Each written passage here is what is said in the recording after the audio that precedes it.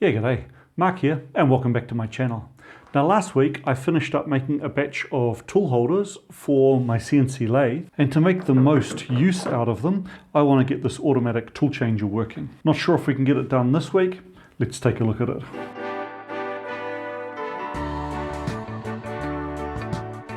Right, so what do I know about this tool changer? The control is purely pneumatic. It's got two pneumatic lines coming in called A and D. From what I can see, A is under constant pressure and D is switched to tell it to go to the next tool. And the feedback to the CNC control is through 4 Hall sensors, which return the current turret position. I've got the Hall sensors already wired as inputs into this Mesa 7i84 card, but I don't think I had a free output to drive the pneumatic module. There are 2 pneumatic override controls, one here on the front and another here over the back. They obviously move pneumatic valves, not quite sure which does what. There's only this single conduit coming out of the tool changer module, and that conduit comes up to a connector under here. And the funky thing about this connector is it's combined pneumatics and electrics in one. I sure hope these still work and seal, because it'd be a nightmare to have to replace this. Where the signals then pass down this control tube along with the X-axis motor and encoder wiring down into the control cabinet. So these are the 2 pneumatic lines that have come out. Those are M5 fitting. So I'm going to need some transition from M5 onto the push-in pneumatic fittings, which are used on the Festo pneumatic module. And I think I'm also going to have to switch out this pressure line for a T fitting so that I can also tap off the always on pressure up to that connector A. Right, so let's break out the pneumatics toy box. 8mm pneumatic pressure line. I can T into that. So that's going to work, and I guess I don't need to continue at 8mm, so I need an 8 to 6 reducer, and then I can run 6mm to M5 adapters. Mail time. This is just the 8mm hose to 6mm hose reducer. I only need one of them, but they come in a pack.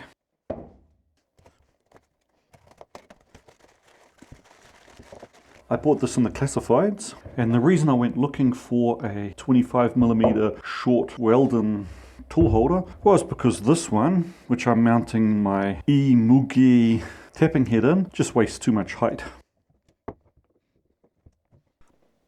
As with all mills, I've got somewhat limited vertical height available. I can regain some of that. I'll have to have a look and see what the offset is between the front of my spindle nose and the housing, but I'm pretty sure that's going to work fine. M5 to 6mm plastic tube. Now unfortunately that's 2 M5 male threads, so I just need to turn up a little adapter. Right, I went for a rummage through my scraps. A lot of this nice brass or bronze, but unfortunately it's a millimetre too thin. It's only 7mm. And it looks like we want to be a bit over 8. So that's a casting off cut. I could use that, I guess. Yeah, I could probably get out of this, couldn't I? I need about 10mm per piece. That's 20. By the way, there's a second one there that's already got a spud on the end, so I'll use that. Right, so last week I finished all my tool holders, but I don't want them all just blasting around, sliding around in this drawer, getting all bashed up in that. So what I've done is I got onto Onshape and drew up, I guess you'd call it a shadow board to take them all. Of course, the size of the drawer is bigger than it fits onto my 3D printer, so I had to break it into like 4 bits to print it. Last piece is just finished printing now. So I printed all these parts in TPU, which is like this rubbery sort of stuff. TPU is kind of the opposite to some of the other plastics in that it sticks too well to the build plate. If you pull it off the build plate while it's still like sort of warm, you know, the first sort of half hour or so after you finish the print, can be a little easier to get off. So I'll try using a bit of isopropyl alcohol, soak under there. The sort of weird coating you see here is just glue stick. I use glue stick to provide a little bit of a separation layer. TPU otherwise would stick even harder to the build plate. And even after soaking it for a bit, this stuff doesn't come off that easily.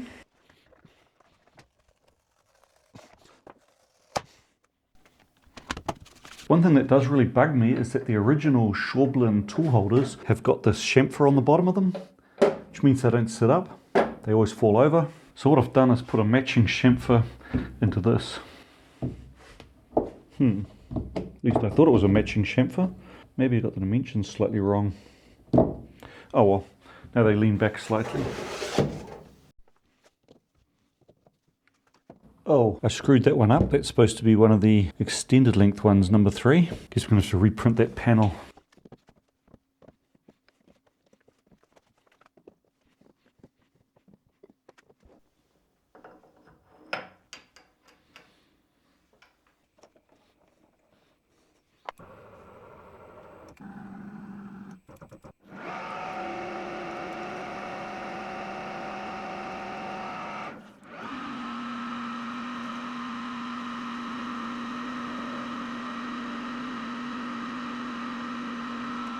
Since I just reloaded that tool into the tool holder, just have to touch it off and get the diameter set. Get it offset into the tool table correctly.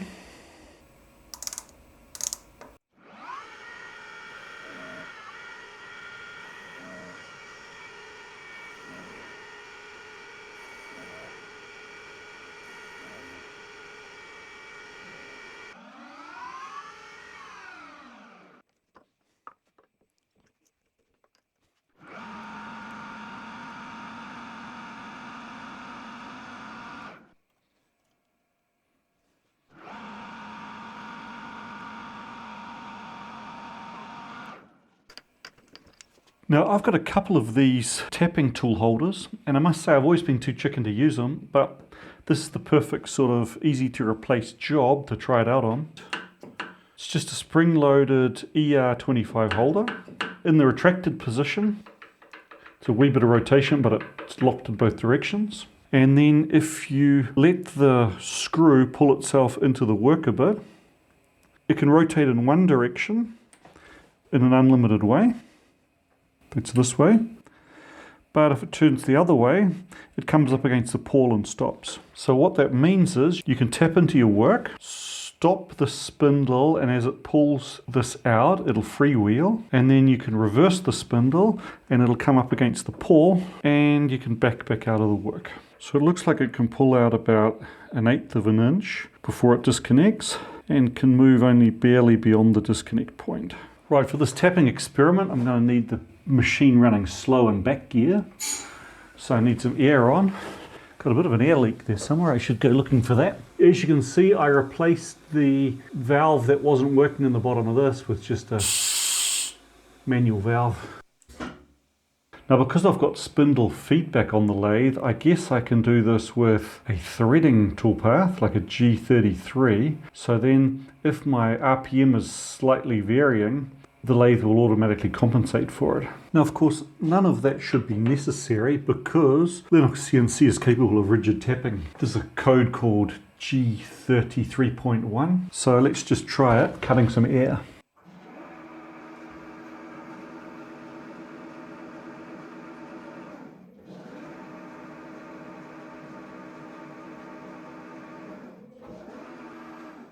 Oh, that looks promising. Let's give it a go.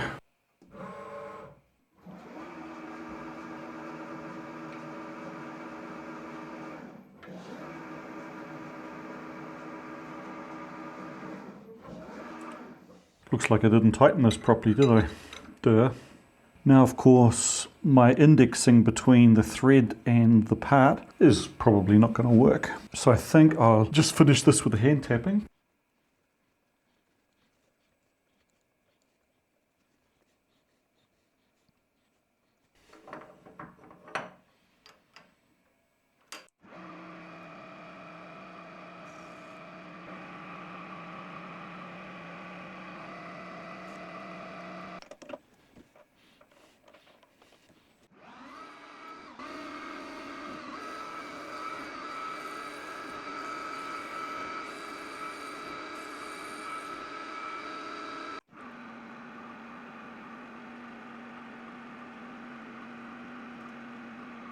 Okay, I got something funky going on here. Spindle buttons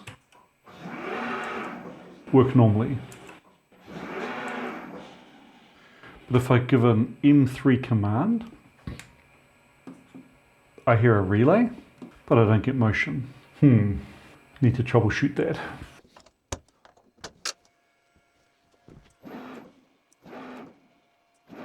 So looking at the braking mode relay I added, it's on. If I push the button, it goes off.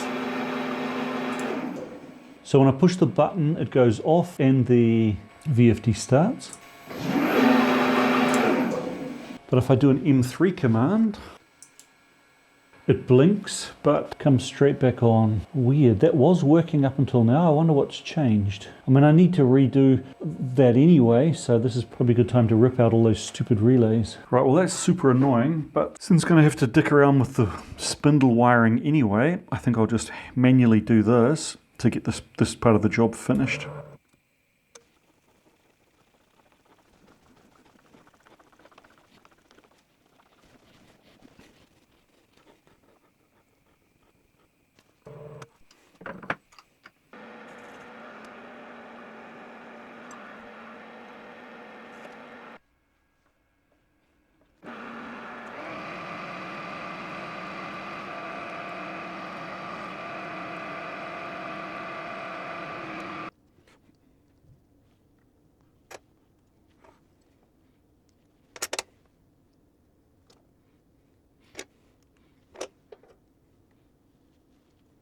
Right, so let's look at the first challenge, being getting air from this black line here up to one of these, and getting air from a valve down here up to the other one. Now the first thing I need to do down in here is to break into this line and tee in the pressure line that goes up to my tool changer.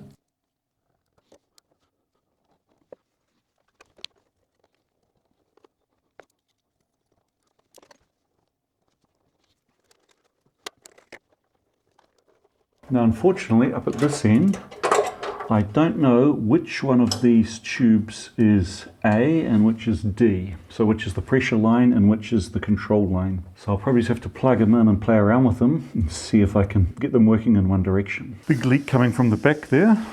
Let's try switching those two air supplies around and see if that makes a difference.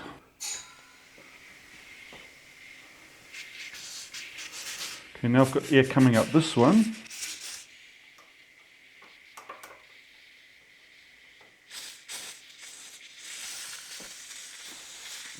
All seems pretty leaky.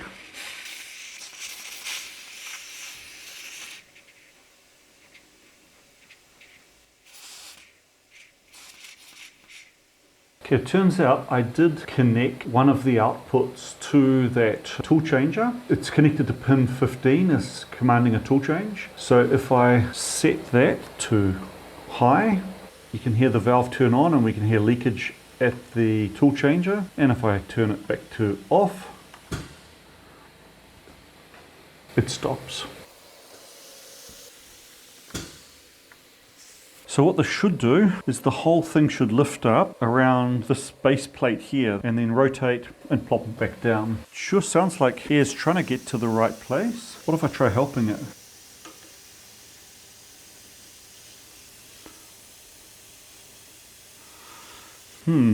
There's definitely a wee bit of movement there, but air's not taking over to lift it. So the pressure's up near 4 bar, that's probably 50 to 60 psi, which I think is correct. Let me check that. Okay, I just checked the manual. It says the required pressure is 5 to 6 bar. Okay, that's looking better. We've now got about 5.5 bar. So let's just try that again. Well, this just sounds like it's leaking like a sieve as well. Okay. Nada. Because I've bodged up a bunch of crappy relays, enable me to control 24 volt with 5 volt circuits, and in fact I've hidden an extra relay up in here. I think now's also the time to rip that out and put in the second 7i84 IO card, which Peter, Tala83, repaired for me. Again in Onshape, I drew up a plate to mount the card to, and then sort of a hat to mount it over the top of the other card. Now before I start melting inserts into this standoff, I want to make sure it's the right height, so I need to take this out of the way.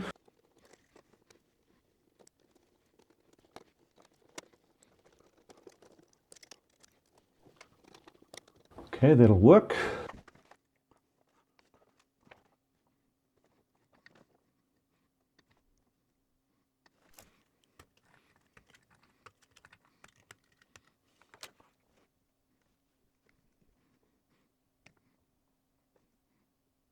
So under here is the 7i92 card. This kind of the brain from Mesa.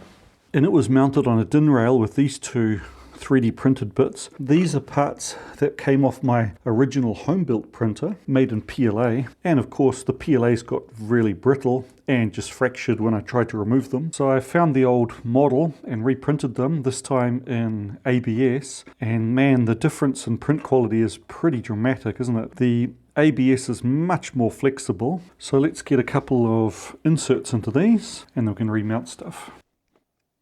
Right, so there's my little build up to stack the 7i92 brain controlling the whole thing directly onto DIN rail, and then a sort of a scaffolding above it to mount the second 7i84, which is an I/O card. And the reason I have to stack them, in case I failed to mention that earlier, is simply because I'm out of space. The flow of data is there's just an Ethernet cable coming in, which connects into this part of the 7i92. It does all the calculations. It's got a main connector at the bottom of it, which plugs into the 7i85. And this card has got 5 connectors for daughter boards. So I'm currently using 2 here, one up in my control module, and I'll be adding the 4th one. And the second function that this card can do is it can read out encoders. So at the bottom there's 3 encoders mounted on it at present. This is the analog servo card, and I was only using 3 axis, the 2 motion axis and the VFD controlling the spindle. So I had a couple of unused axes here, and I had been using those 2 pins, but those will now get moved onto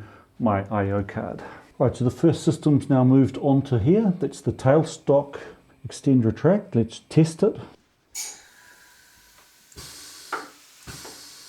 Cool, working. I just got into Q Electrotech to update my wiring diagram, and I realized, wait a minute, I've got 8 wires coming out of the pneumatic controller, 6 of them going into one Mesa card and 2 going into the other, and that really makes no sense. So what I think I'll do, I'll work out what this one is, because it is actually used, I obviously never updated it, and the spindle direction output. I'll move those onto the new card and move the tailstock open and closed onto those 2 pins, so that I've got all of the pneumatics on a single terminal block of one of the cards. When I first did this wiring, the only see-through shrink wrap I had was such a thick material that shrinking it heated up so much that it destroyed the writing. So these were all done using just a wrap of sticky tape. Now unfortunately the sticky tapes attacked my writing so that I can no longer read it. I've since bought this set of shrink wrap off Amazon, and it turns out it's really nice and skinny, thin plastic, and it shrinks really nicely at quite a low temperature, so I can shrink a sleeve over my label, protects it nicely and doesn't overheat. Okay, next up we're just starting to move the systems off these relays. The first one I've done here is this here, which is controlling the main pneumatic shutoff valve to the machine. Now unfortunately that output, which is tied into the machine state, so whenever the machine turns on it opens that pneumatic valve, which is supposedly happening, but the valve's not opening.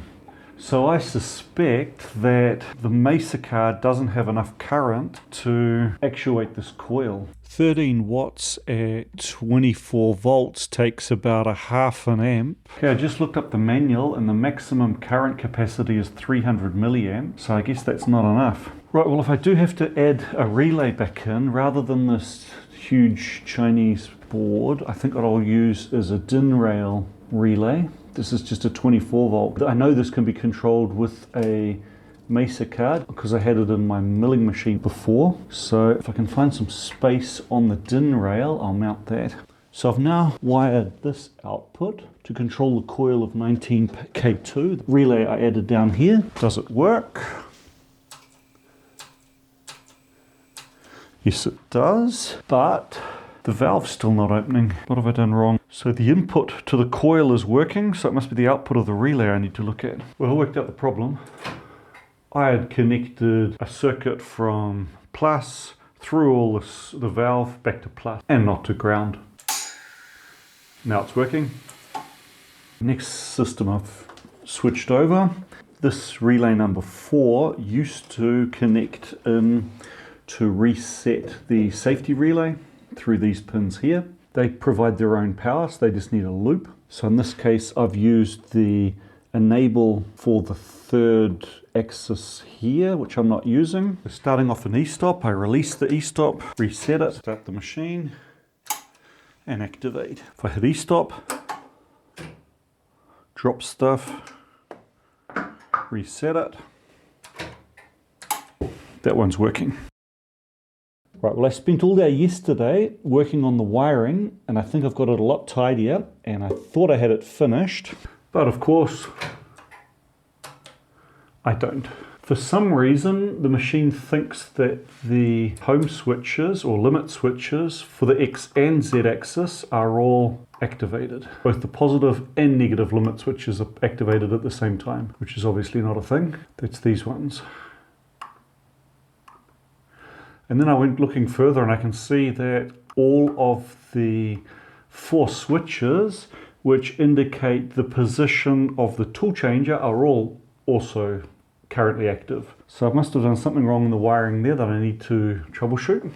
Unfortunately, I also discovered that I hadn't been that rigorous with my use of Q Electrotech when I first did the wiring. So there were whole sections of the wiring which I'd never actually done proper schematics of. Luckily yesterday I made 2.5 pages of notes. Unfortunately today when I look at these notes I can't even read some of them, so still got some work to do there. I also had an intermittent issue where the lathe wouldn't come out of e-stop. It took me a while to find out that it was an intermittent contact failure in a switch contact block. When I originally wired control to the VFD, I needed 7 wires, so I used a Cat5 cable and cut off 1 extra wire. Later I needed that 8th wire when I added the brake and had just bodged an additional wire. So I decided to rewire the entire control cable to the VFD. But then I noticed that the VFD would only run at the maximum set frequency, 70 Hz. Now of course both the VFD analog input and the Mesa analog control card have fixed polarity. You know where this is going, don't you? Beep.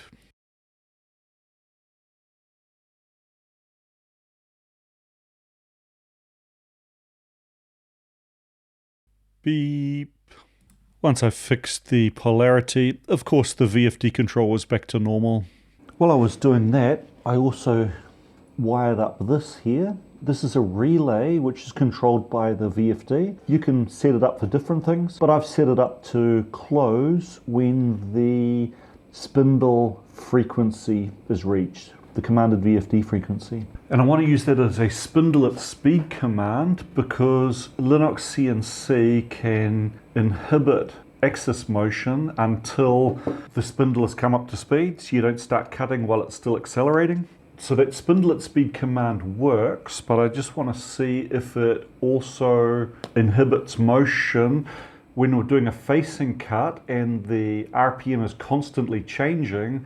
Does that cause it to like flutter on and off with that relay, or what happens? So let's take a look at it.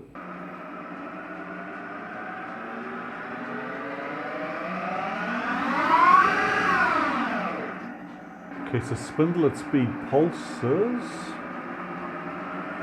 but it doesn't stop the motion.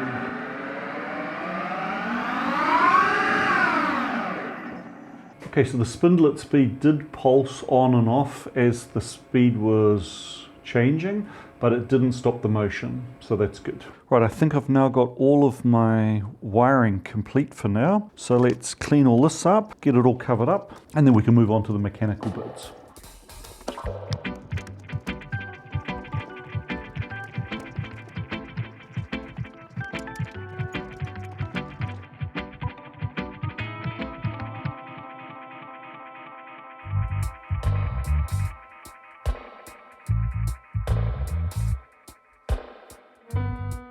Right, with all that wiring now finished, I can turn my attention back to getting this working. Since the pneumatics don't have the power to move it at the moment, so it seems, I suspect the whole thing's just stuck together with coolant, which is dried into like a varnish. And I suspect that because everything else on the machine was like that when I got it. So let's take this off, strip it apart, give it a good clean, and if we're lucky, it's just a clean it and reassemble job, and then the thing's going to work perfectly. That's my hope at least. Right, there's a stop block there that needs to come off. This is quite convenient, so with a bit of luck I won't need to re-zero all my tools, although I'll be doing it anyway. I'll check it. If I remember rightly, this is a pretty heavy beast, as is everything on this machine.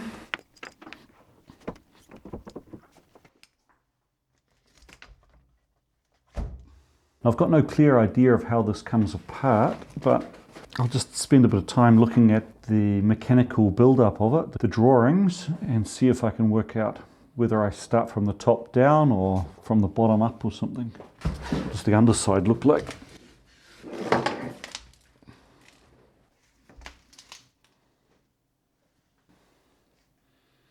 I wonder what that's for. Drain. These are obviously the wires for the 4 hull sensors which locate the 4 positions. What do we got under this cap? I think this should just be access to the... Whoop. Okay, that really is just a cap. I'm pretty sure this is just access to the switches.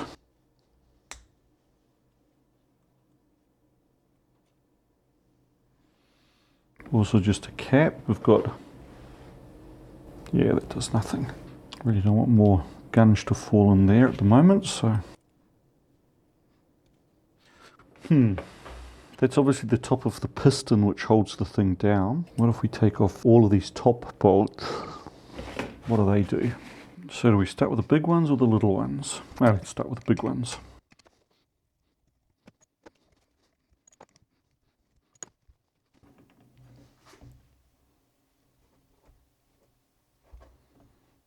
So a wee bit of movement there, but it doesn't look like it wants to pop off. Okay, let's try taking the rest of the cap off it. Looks like these unscrew.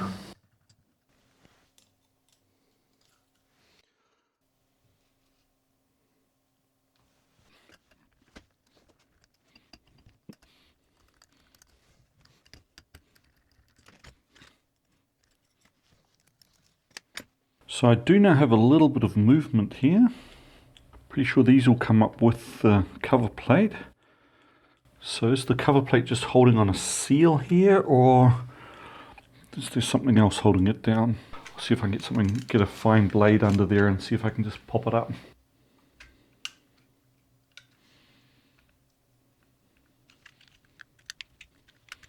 It popped up a little.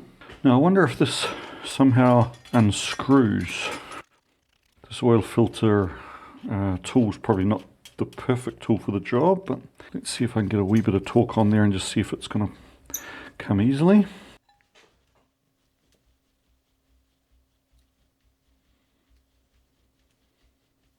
Nope.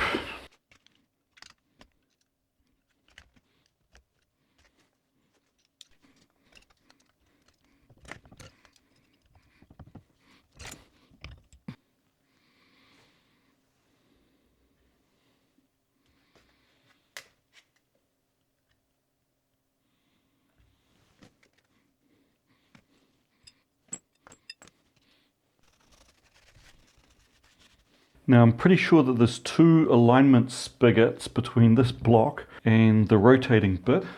So what I'm guessing is that this is just sitting on there.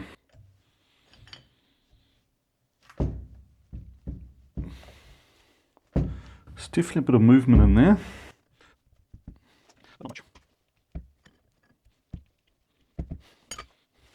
I think it is starting to move. There we go. Cool.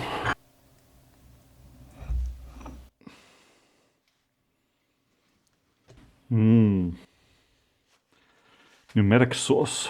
Looks like there's just one spigot on this model, and there are two grub screws coming in from the side to push onto the spigot, and I guess that's how you do the fine adjustment to get this whole thing kind of square to the lathe bed or so.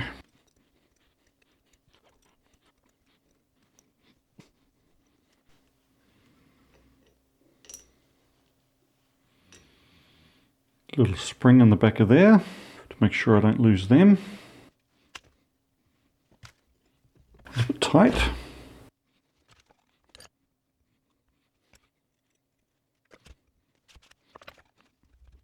See if I can loosen that up. That penetrate maybe.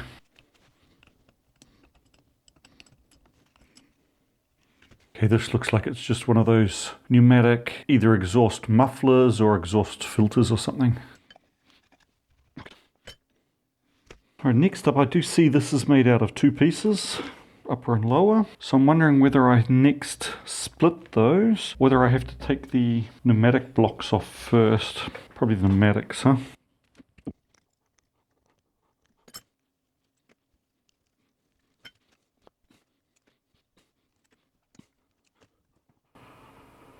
Couple of little O-rings there. Obviously some sort of valve inside. Actually looking at it, none of the screws or fasteners around this pneumatic system seem to go into this top plate. So let's take the top plate off next. I'm pretty sure that there's more screws on the bottom that also go through into this top plate. Make sure they're all the same size. Certainly a lot of engineering work went into designing and building this thing. And it turns out it wasn't even the best solution to this problem. Because quite quickly after this, everybody switched to vertically rotating turrets. I'm going to guess that those 6 are probably also part of the same deal. Okay, the screws on the bottom side are shorter. Same type of screw, just different length. Definitely all torqued. I mean, on most of the systems on this lathe, I'm pretty sure I'm the first person to ever disassemble them. Alright, same game as before. Can I get something in between it to sort of break the flange? Oh, that came off easily. No problem at all. Looks like I've got a needle bearing here.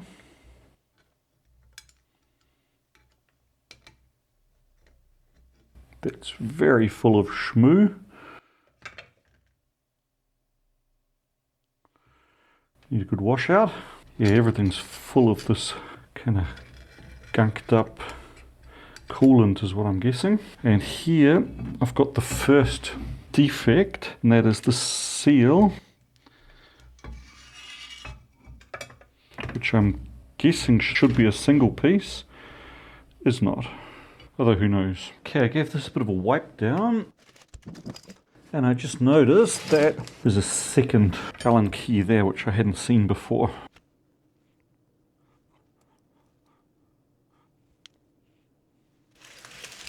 Wait a minute, there's 3 of them. I guess that makes sense, doesn't it?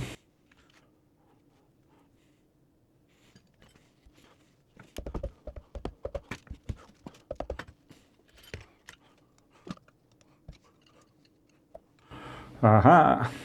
So this has got to be the hall sensor package. Looks like got a bit of a corrosion problem there. Also in the cap. Ah, this is probably the magnet which activates the 4 sensors. Yep.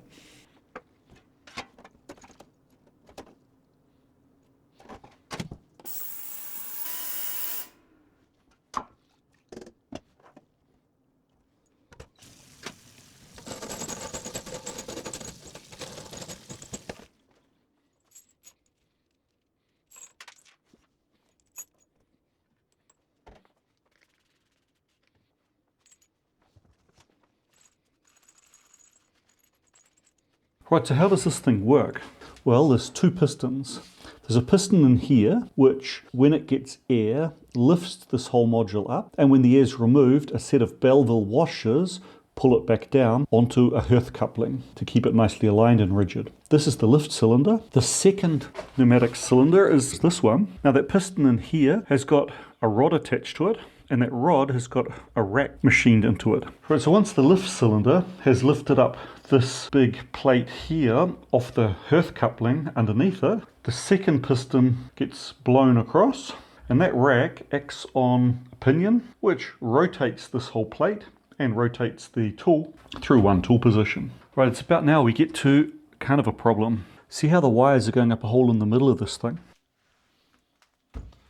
So what we've got is the hull sensor wiring going down through the middle, underneath, pops back up here, goes through some of the pneumatic stuff, and ends up running through our nice long conduit and out to the plug. But to disassemble it, there's a nut underneath the hull sensors. So I'm going to have to remove the hull sensor module. I've seen people do this before where they cut all the wires. For example, in Trilobyte's case, he ended up just cutting the wires and replacing the hull sensors with micro switches. Now the problem I've got is that this piston and its Belleville washer stack is secured by a nut, and that nut is underneath this hull sensor module.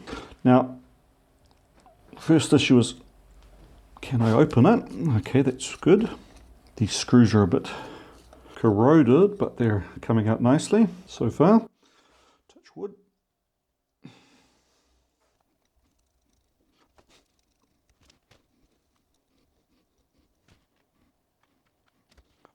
Oh, okay. I thought it kind of sucked on the part of Schaublin that they didn't put any form of disconnect into this, but in actual fact they did. There's enough length to these wires, and this looks like a solder joint in them. So if I chop through the solder joints, I can disconnect the hull sensor module without losing too much length whatsoever. And that'll allow me to pull the wires out and then unscrew this nut here, which is what's holding the whole thing together. So that's much better than I expected, because I feared that I'd have to try and de-pin this connector and run all of these wires back all the way through to get them out this hole.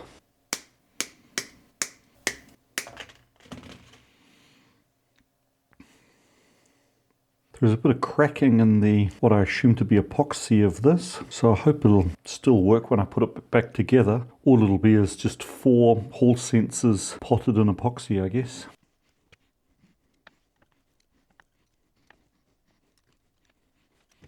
Right, I'm going to need a special tool to get that nut off. Looks like probably a 28mm outer diameter, 24 inner diameter, I'm guessing. Right, what have we got in the parts bin here? That could do it. 30. Oh, what's this?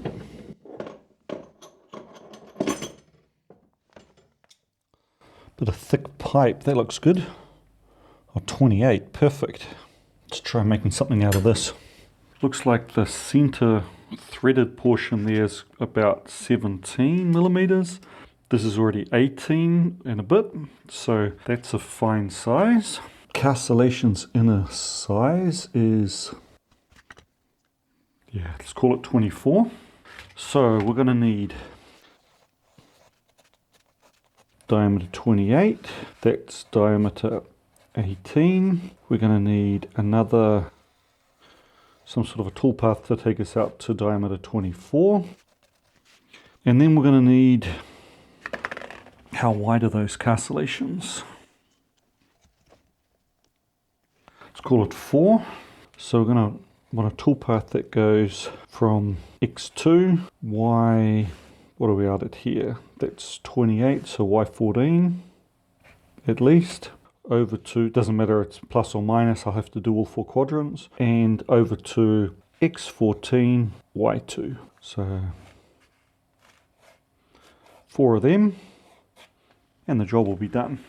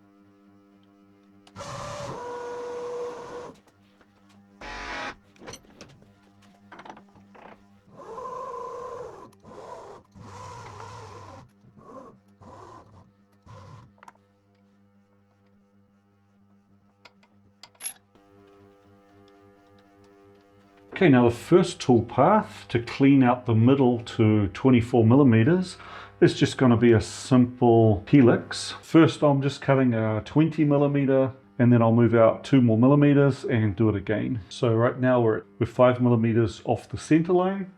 So we want a G2. I is the offset, so we want to go -5 in I. We want to do a feed of 120. Z -5, which is like bit more than 15 millimeters below us, so we want to do 15 rotations. And it's going to be our tool path.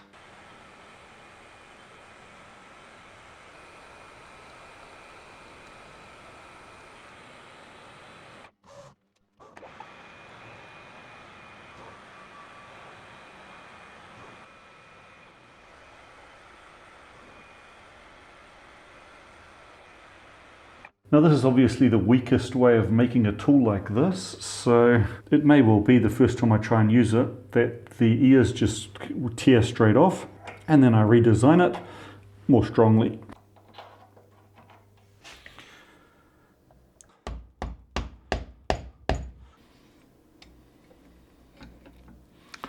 So here we go. Maybe I want to clamp this down somehow.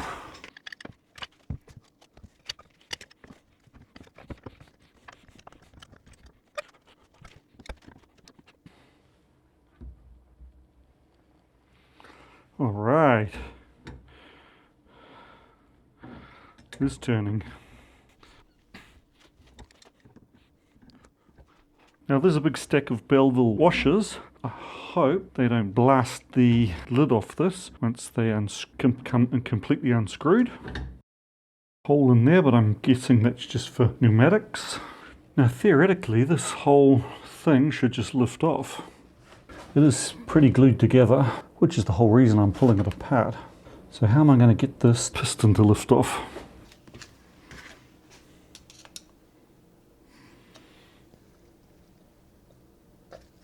Aha! Tiny bit of leverage. I wonder if I have to take this out first.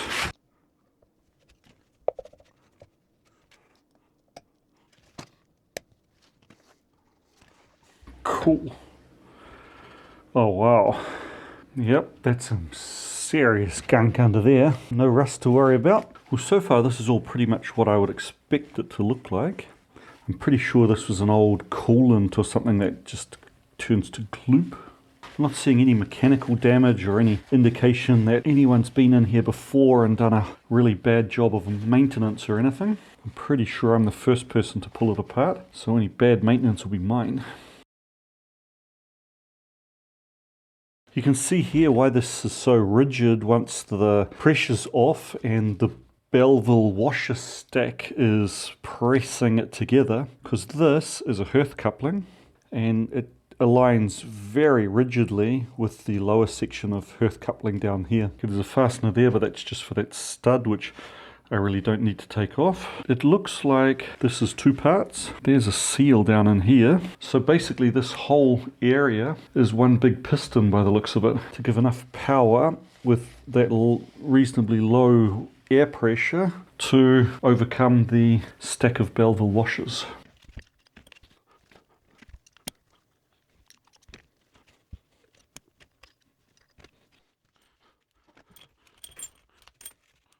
Let's take this out.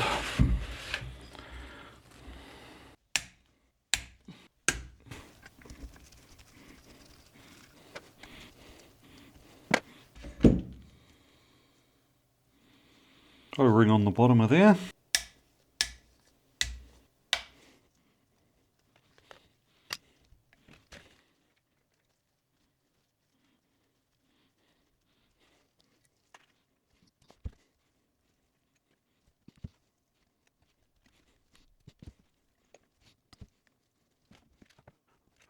But I can't pull that flange apart too much because the wires are still down there. So let's undo the second part of this pneumatic block.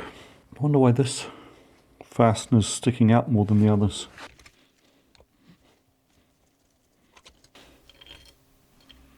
Ah, and that was the one holding it together. One O-ring there on that bottom corner. So I guess the last bit of the puzzle is to take out this piston, which turns this wheel. Maybe that's part of the problem. That does seem very stuck. So it looks like you take out all the screws and then put 2 more back into these holes to jack it out. That was a bit loose.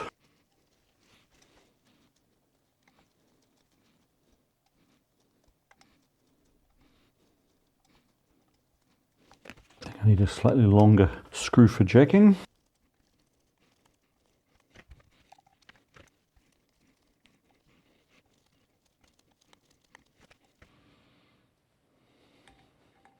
Another O-ring on there. Well, the gunk in here sort of has the same consistency as Vegemite.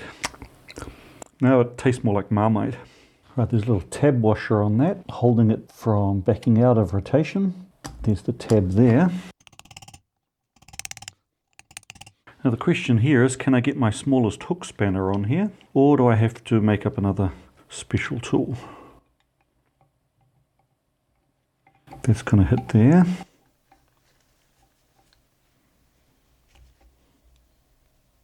I notice just playing with that a little.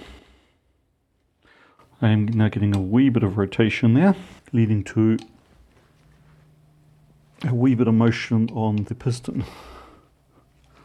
Okay, so that nut's about 22. Inner diameter, call it 18. Just got a bit of water pipe there, and it's 22 out to diameter, 18.5. That'll work. Just lop off a bit of that.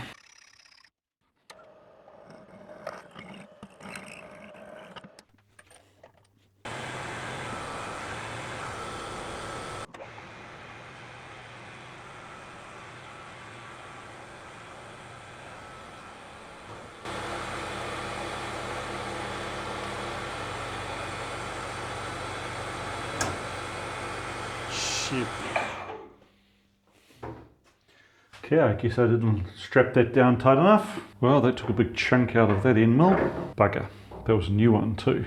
To shorten it and resharpen it. This is where I hide all my tools that need resharpening. Kind of getting close to needing a resharpening session, I guess. But not today. Right, all set up. Let's try this again.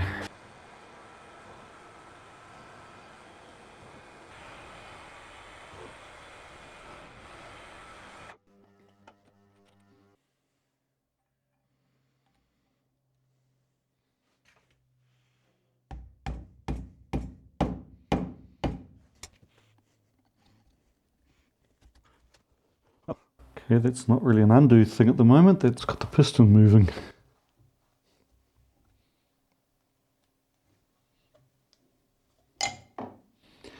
There we have it. There's the rack.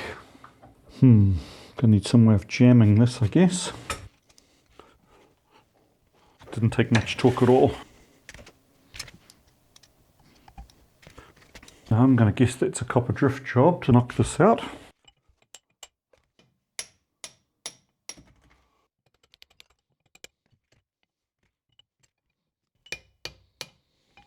Okay, what do I see here? Well, it's all very varnished together. The bearings barely turn.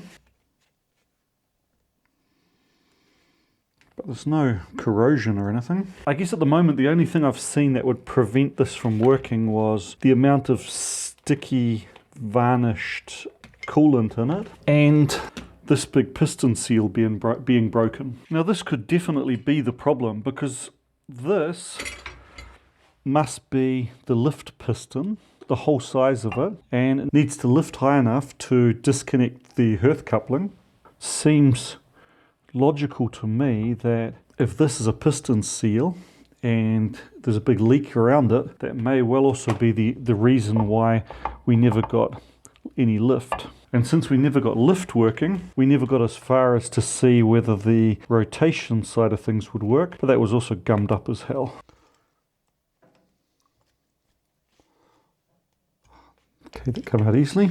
Probably need a puller to pull this bearing off its shaft. Although I might just start off just by soaking the bearings in white spirits and see how they look after they've cleaned up. Now, of course, it could also be that the problem's not in the mechanical stuff, but is in this pneumatic valving. So I'll have to go through, clean all this out and see what it looks like. Get a new set of seals for this anyway.